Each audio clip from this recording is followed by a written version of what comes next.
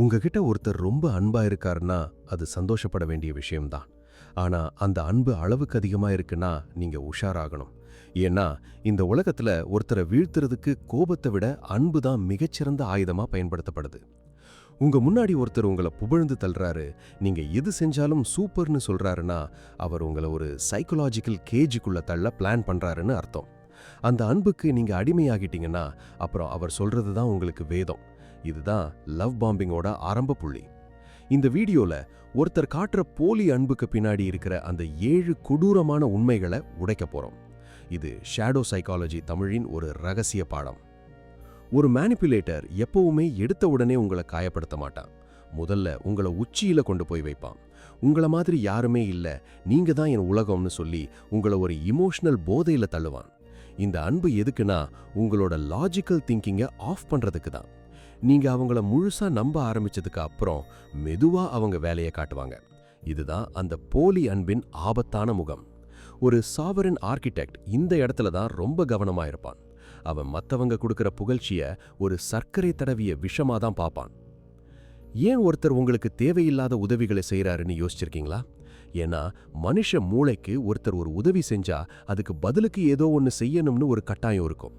இதுதான் reciprocity principal. அந்த manipulator உங்களுக்கு சின்ன சின்ன உதவிகளை செஞ்சு உங்களை ஒரு பெரிய குற்ற உணர்ச்சியில வைப்பாரு. நாளைக்கு அவர் ஒரு தப்பு செஞ்சா கூட அவர் நமக்கு அவ்வளோ செஞ்சிருக்காரேன்னு நீங்க அதை தட்டி கேட்க மாட்டீங்க.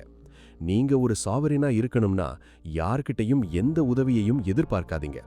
உங்க சுதந்திரத்தை இன்னொருத்தரோட உதவிக்கு அடகு வைக்காதீங்க. ஒருத்தர் காட்டுறது உண்மையான அன்பா இல்ல போலியான்னு கண்டுபிடிக்க ஒரு எளிய வழி இருக்கு. அவரோட முகத்தில் இருக்கிற சின்ன சின்ன உணர்ச்சிகளை கவனிங்க. ஒரு சாவரின் வைரஸ் எப்பவுமே வார்த்தைகளை விட உடல் மொழியை தான் கவனிக்கும்.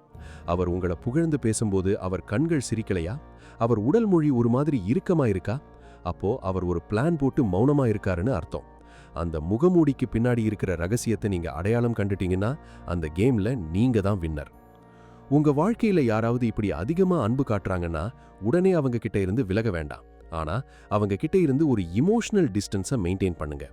உங்க ரகசியங்களை அவங்க கிட்ட சொல்லாதீங்க. மௌனம் ஒரு ஆயுதம்னு நாம போன வீடியோல பார்த்தோம். அதே மௌனத்தை இங்கேயும் பயன்படுத்துங்க. அவங்க உங்களை புகழும்போது ஒரு சின்ன புன்னகையோட அமைதியா இருங்க. அந்த அமைதி அவங்கள பதட்டமாக்கும். Wise men speak because they have something to say, fools because they have to say something. நீங்க ஒரு புத்திசாலியா இருக்கணும்னா வார்த்தைகளை விட செயல்ல காட்டுங்க. உங்க அன்பு மத்தவங்களுக்கு ஒரு மர்மமா இருக்கட்டும். அப்போதான் உங்களை யாராலையும் மேனிப்புலேட் பண்ண முடியாது. வெற்றி அப்படிங்கிறது சத்தமா வர்றதில்ல, அது அமைதியா வந்து உலகையே திரும்பி பார்க்க வைக்கும். உங்களை கட்டுப்படுத்த நினைக்கிற அந்த போலி அன்பை உடைங்க. நீங்க சுதந்திரமானவர். நீங்க ஒரு சாவரன்.